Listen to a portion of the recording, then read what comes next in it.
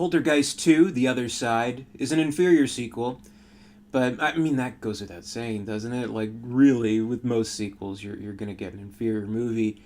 Usually, the original can't be topped, but what you can at least hope for with any given series, with any given entry within it, is at least there's some kind of consistency of quality, not to kind of trample all over the legacy of an original movie. At least add something a little bit different, keep the story going, things like that. And the question really remains: is it good on its own terms? Does it have that kind of consistency, quality? Does it bring uh, things from the original to it that we like? Does it do its new things and things like that? Is it a good movie? I guess.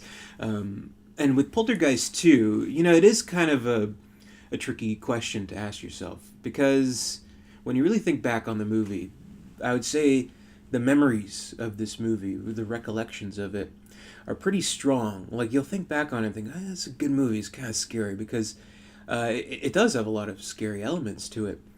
You think of the Reverend character, obviously like the standout of the movie, a very creepy, scary character, played by Julian Beck, who's just wonderfully creepy and very memorable, I would say. And he brings this great performance to this movie. Like, he has this, like, I know it's an oxymoron, but there's a manic calmness to him that I really enjoyed. And he's nightmare fuel. He's great. We have a lot of awesome special effects, as we had with the original. There's a great scene I love where the kid, he has the braces, and the braces, all the wires from come alive and wrap up in him, and all that stuff. And with the kind of tequila worm monster that gestates inside the father character, and kind of just like erupts out of his mouth, and like it crawls around, and it's so spooky and scary, and all the chainsaws coming alive in the garage, and all that cool stuff. So when you think back on it, it brings a lot to the table. But I would say the memories of this movie are probably stronger than the actual experience, if that makes sense. Because I sat down and watched the movie after not seeing it for actually quite a while. I don't own it. I actually watched it on TMN on demand. TMN is basically the Canadian equivalent of HBO. And I'm watching this, and like, of course, I'm thinking, it's not as good, but it's kind of interesting what they're doing here. They're building upon the story, and it kind of asks, well, okay, this family, they escaped the crazy poltergeist-ridden house, and the house just kind of sucked into itself and like into another dimension or something. The house just like evaporated, whatever. And so where do they go from there? So here, they're living with the Jo Beth Williams character's her mother's house, and they're just trying to get by. The father's selling vacuum cleaners or refurbishing them or whatever he's doing. They still don't have a TV. They listen to the radio instead because they're still a little wary of the television, I guess. And they're kind of on hard times. The insurance won't even cover what happened to the house, when easily they could have lied, but I guess there's some moral stance to it. But in the meantime, this evil force that was following them in the first movie, it's still after them, and we get new involvements of new characters. We of course have the return of Zelda Rubinstein, who's great as usual. There's actually a really great scene, really funny scene, where there's a knock at the door, and the Jo Beth Williams, she looks through the peephole, she doesn't see anything, she's like, what? Then she opens the door, it's Zelda Rubinstein. So I thought that was a good scene. But we have a new addition, a kind of a shaman character who's also working to kind of expel the evil forces from terrorizing this family, played by Will Sampson, who, I can't recall him in anything else except for One Flew Over the Cuckoo's Nest playing Chief, which he's great, and he's great in this role. So it was an interesting blend of this ancient kind of spiritual understanding mixed with the modern spiritual understanding with Zelda Rubinstein. So they're both working to save the family, and that's all good. And really, we just kind of learn more about why this is happening, what's going on. And I mean, it does certainly fall under the same mistakes, pitfalls that these types of sequels make, especially with horror sequels, especially specifically with horror sequels when it comes to like ghosts and hauntings and stuff.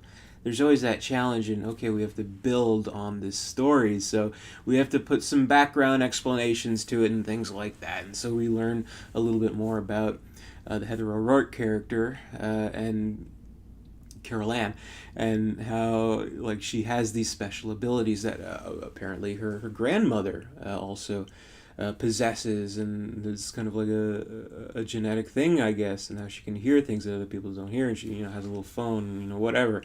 So they add on that a little bit, and they just kind of explain why this evil force, and why, I guess, this, for lack of a better way to put it, this manifestation of the evil force within the Reverend character is after her, and her specifically. So they add all that kind of stuff.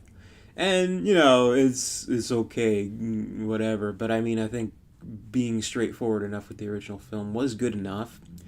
And it all just kind of happens in this movie. It's a very thin premise to the movie, where you can't do the same thing again, but you have to build on the story, and they don't have much to build with. What can I say? But we have, the Will Sampson character kind of becoming part of the family and trying to teaching them and things like that. And I really liked all of that, and I liked the scary preacher Reverend character.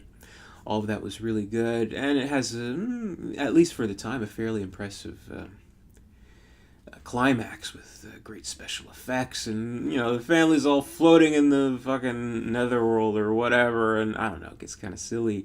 This movie is definitely sillier than the original movie, which, not to be confused with humor, because the first movie, of course, had a lot of humor to it, humor and sweetness and all that good stuff, but this movie just has a lot more, I guess, obvious jokes and stuff. Like, you see Craig T. Nelson kind of like running off on like a tangent, and you're thinking, is this like an improv like shtick or something? Like, for example, the shaman character, he's in the house, he's with the kids, he's talking to them. Oh, I don't have anything against those people. I read Bury My Heart at Wounded Knee in high school, and I read almost every chapter. I think I'm even 1/4 native, but don't tell my mom that. And like, it's like, okay, great, it's really stupid humor, whatever.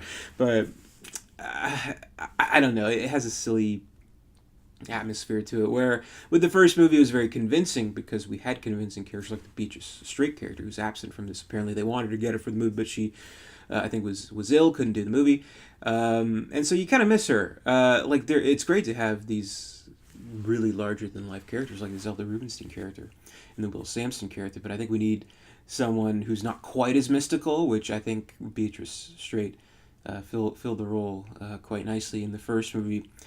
So it's a mixed bag of a movie. I wouldn't say it's horrible, but it's not that good of a movie. I mean, it's all right. I'd say if you haven't seen it, it's worth checking out at least just once.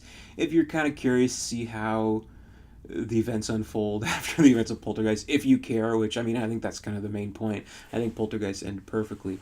Maybe it would have been better off to do a completely different story with a completely different family. Maybe not. I don't know, but it is what it is. For the record, I've never seen Poltergeist 3. I hear it's not good. So maybe I'll check it out this month. I don't know, but maybe I'll just leave well enough alone with Poltergeist 2. So an inferior sequel, Poltergeist, great, a scary, wonderful classic. This movie, it's forgettable.